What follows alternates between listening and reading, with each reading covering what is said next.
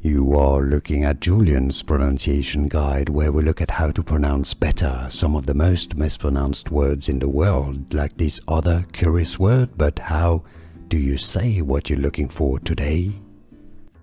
Let's learn how to pronounce this word that does exist in English. It's been borrowed from French, so let's learn how it's pronounced in French originally and how it's pronounced in English too. French pronunciation is as aplomb, aplomb, with a silent B at the end, yes, because it's French. The last letters are often not pronounced in French. Aplomb. Now in English it's generally pronounced rather as aplomb, aplomb, with a stress on that second syllable.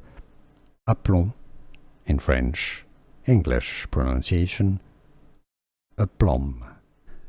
Here are more videos on how to pronounce more confusing words and names too many mispronounced. Like this video if you found it useful. I appreciate your support. I'll see you soon and thanks for watching.